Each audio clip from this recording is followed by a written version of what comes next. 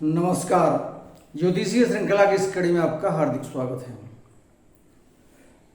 कुंडली के द्वारा जातक के कुटुंब संबंधी जानकारी, इस विषय के अध्ययन के क्रम में आइए हम जातक के विवाह के समय का निर्धारण हम कैसे करते हैं कुंडली से, इसका अध्ययन करते हैं।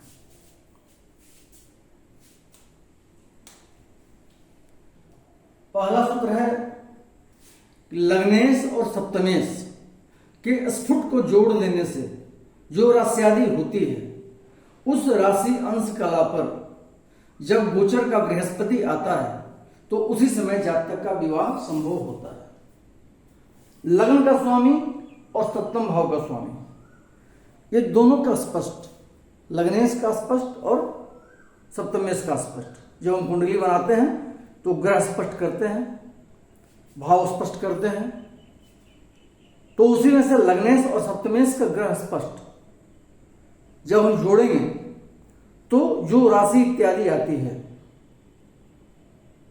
उसी राशि अंश कला पर जब गोचर का बृहस्पति आता है तो जातक का विवाह संभव होता है। अब ऐसी स्थिति में जातक की जिंदगी में तो ऐसी स्थितियां बहुत बार आएंगी,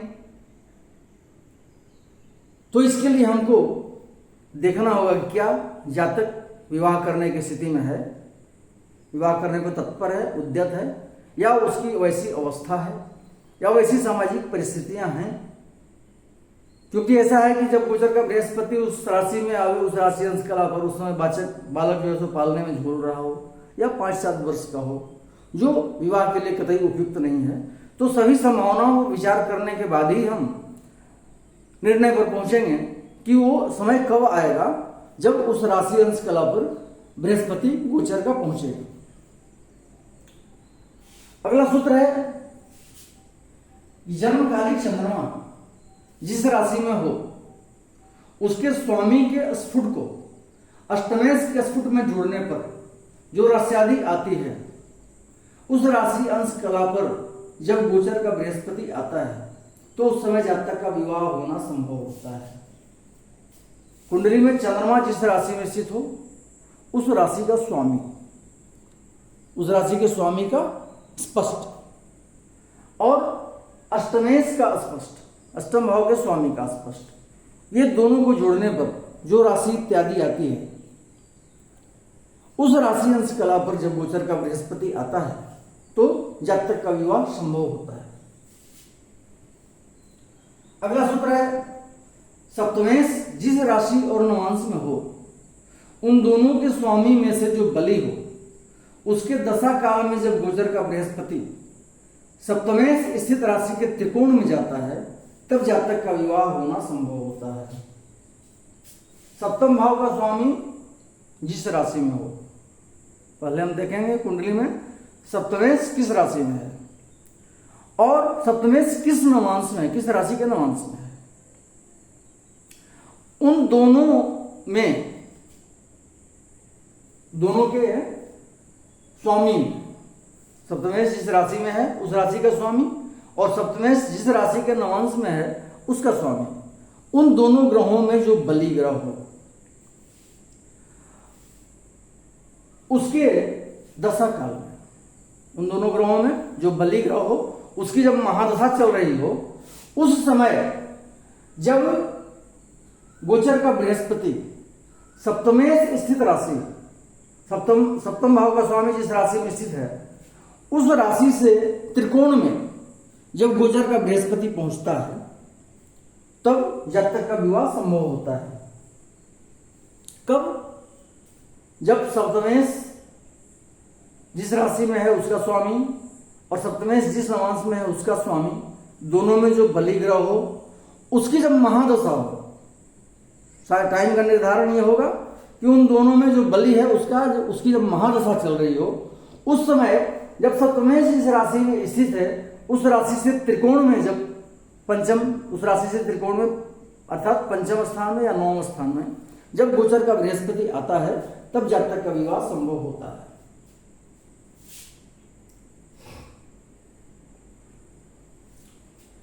अगला सूत्र है शुक्र और चंद्रमा में जो बलि हो, उस बलि ग्रह की महादशा में जब गोचर का बृहस्पति उसी बलि ग्रह से त्रिकोण में होता है तो वह समय भी विवाह का होता है।